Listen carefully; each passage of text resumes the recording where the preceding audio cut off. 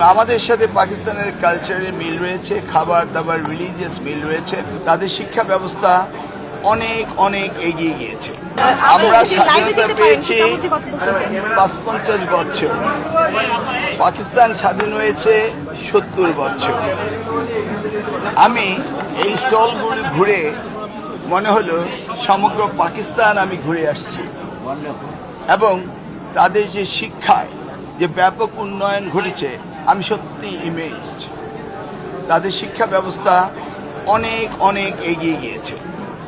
আমি তাদের স্বাগত জানাই যে আমাদের বাংলাদেশে এসে আমাদের মেধাবী শিক্ষার্থীদের তাদের দেশে ফুল স্কলারশিপ দিয়ে নিয়ে যাচ্ছে। ইনস্টিটিউশন ওয়াইজ একাডেমিক ক্রেডেনশিয়াল অনুযায়ী তাদের বিশ্ববিদ্যালয়গুলো অত্যন্ত এক্সিলেন্স, সেন্টার অফ এক্সিলেন্স। সেই জায়গায় আমাদের স্টুডেন্টরা যাবে, এই জন্য আমি তাদেরকে আন্তরিকভাবে মোবারকবাদ জানাই। এবং আমাদের সাথে পাকিস্তানের কালচারে মিল রয়েছে, খাবার দাবার রিলিজিয়াস মিল রয়েছে। অতএব আমাদের ছেলেমেয়েরা সেখানে গিয়ে সুন্দর থাকতে পারবে, এটা আমার বিশ্বাস রয়েছে। এবং যে পরিমাণ স্কলারশিপ তারা দিচ্ছে, তারা সেখানে সুন্দর ভালোভাবে লেখাপড়া করতে পারবে।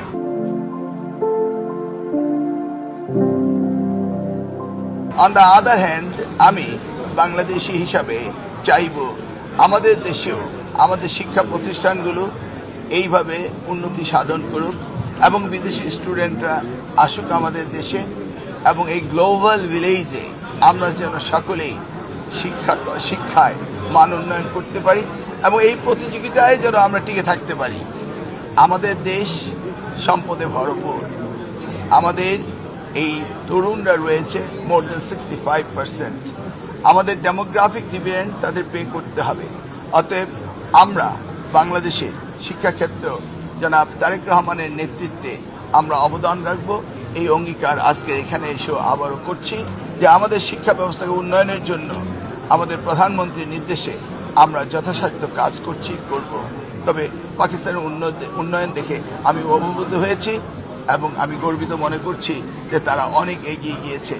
আর আমাদের অ্যাম্বাসেডর হিসাবে আমাদের যে শিক্ষার্থীরা পাকিস্তানে যাবে, তারা সেখানে গিয়ে আমাদের মান ইজ্জত রক্ষা করবে এবং সুন্দরভাবে লেখাপড়া শেষ করে আসবে এবং সারা বিশ্বে শিক্ষার মানদণ্ডে তারা নিজেকে স্বীয় স্থান অধিকার করবে। এটি আমার দৃঢ় বিশ্বাস।